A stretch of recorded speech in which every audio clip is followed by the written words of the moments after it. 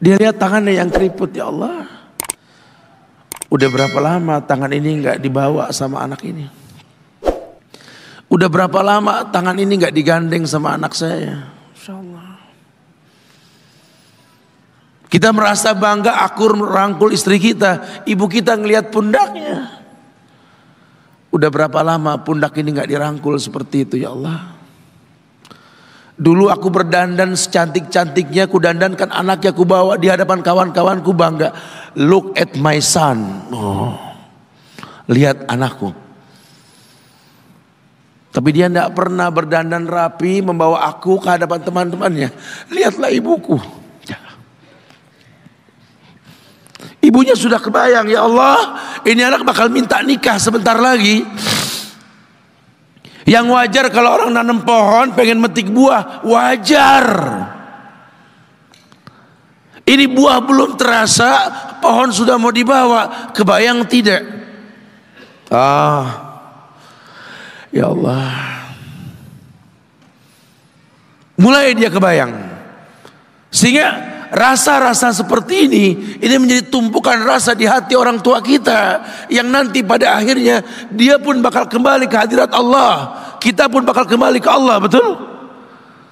Sementara yang namanya kemuliaan datang dengan cara sabab yang benar. Ridallah fi ridal walidain wa sukhtullah fi sukhtil walidain. Ridanya Allah ada di ridho orang tua, murkanya pun sama. Islam memandang semua yang namanya ibadah, kalau landasannya betul, ujungnya itu surga. Tidak ada yang takut dengan kematian orang Islam ini, karena semua ibadah yang dia lakukan berujung pada surga. Dan yang paling gampang ketika dia mau menaklukkan dunia, demi Allah, berkah orang tua dulu yang dia ambil. Ini dirasa oleh orang mulia yang Nabi katakan, innahu min ahlis sama, innahu min ahlis sama. Manhu? Siapa dia? Sahabat manusia yang pernah hidup zaman sahabat, tapi nggak ketemu Rasul, yang bernama Uwais Al-Qarni. Pernah dengar nama ini? Uwais Al-Qarni. Pemuda miskin pengembala kambing di negeri Yaman. Padang tandus yang dia tinggal di situ. Yang dia kesampingkan hidupnya untuk ibunya. Untuk ibunya. Tidaklah terucap kalimat satu yang ingin ibunya pengen, kecuali Uwais pasti akan melakukannya, apapun, dan ibunya cacat. Apa kata Uwais? Tidak akan pernah terlontar kata dari mulut ibuku kecuali kan kulakukan yang dia inginkan. Masya Allah. Kalau kita mau bicara ini nih, karena kita mau bicara maut yang orang tua kita, entah mungkin kapan. Ibunya cacat dan dia menomorduakan diri, yang penting orang tuanya dulu. Hingga satu waktu ibunya berkata, wahai Uwais, ibu sudah tua. Andai kematian mendatangi ibu,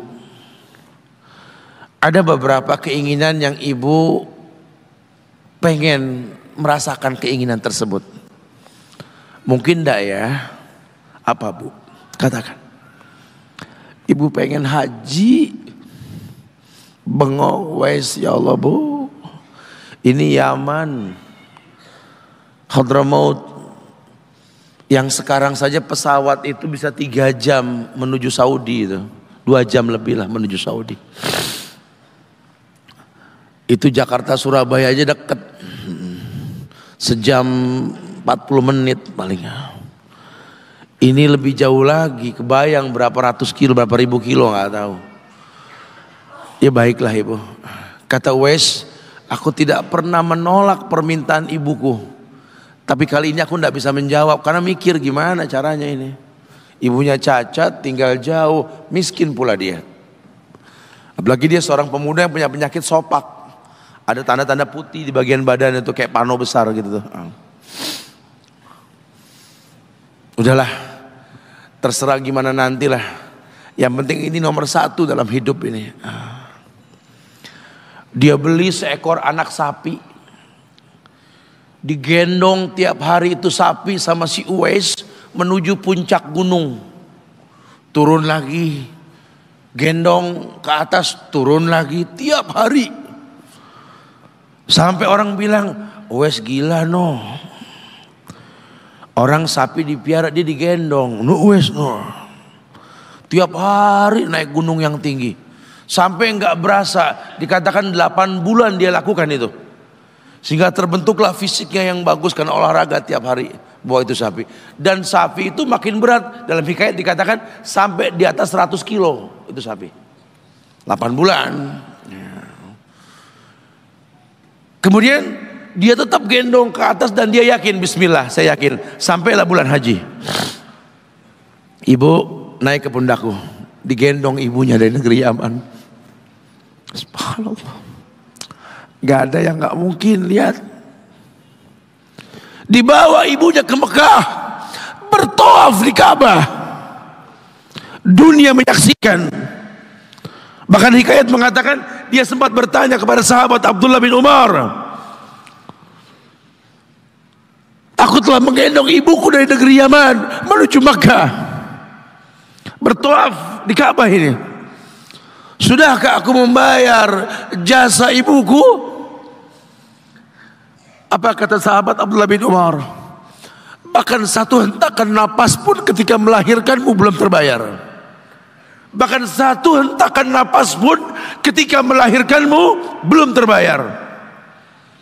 Dia selesaikan tawafnya. Selesai tawaf, dibawa ibunya ke makam Ibrahim untuk sholat 2 rakaat. Selesai sholat, dia angkat tangan, dia berdoa kepada Allah.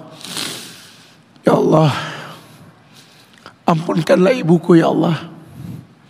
Ampunkan ibuku ya Allah. Masukkanlah dia ke sorgamu ya Allah. Masukkan dia ke sorgamu ya Allah.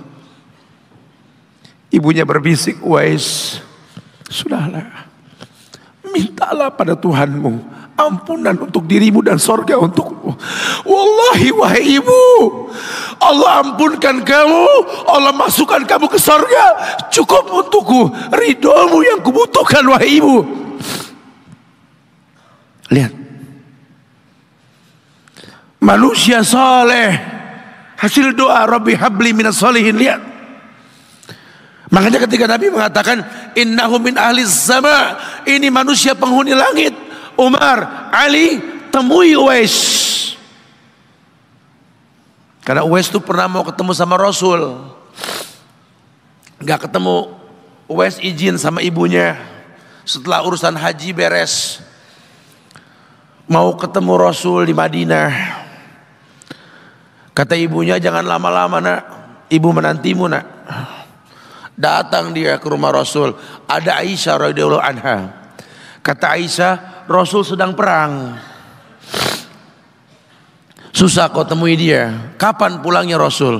Mungkin beberapa hari atau mungkin saya tidak tahu. Sedih banget, wah insya Allah, pengen ketemu Rasul di zamannya nggak ketemu. Kalau bukan karena ibunya yang berkata, kalau tak kau temui pulanglah ke ibumu. Karena ibunya menanti, mau nggak mau dia tinggalkan itu rumah Rasul. Kalau ibunya nggak ada, mungkin dia tongkrongi itu. Dia ingat ibunya menanti, dia tidak ingin orang tuanya mengeluh. Lihat, maka ketika ibunya meninggal, dia baru bisa keluar mengikuti rombongan Yaman ke Syam. Disitulah dia berjumpa dengan Umar ibn al-Khattab. Rombongan Yaman, betul.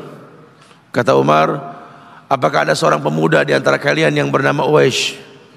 Blongo dong Uwais. Saya khalifah saya.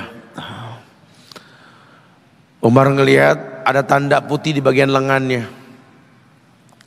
Kenapa? Karena ketika dia berdoa minta yang terbaik buat ibunya, penyakit sopaknya hilang.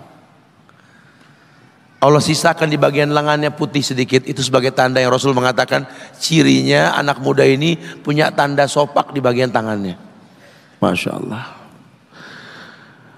Kamu Uwais, ya Rasul pernah kirim salam, kamu tuh penghuni langit, jaga wali lisan khalifah. Jangan orang ada yang tahu siapa saya. Mohonkan istighfar kepada Allah buat kami. Wahai Khalifah, kau yang lebih layak untuk beristighfar untukku. Manusia biasa. Tidak. Rasul merekomendasikan kamu.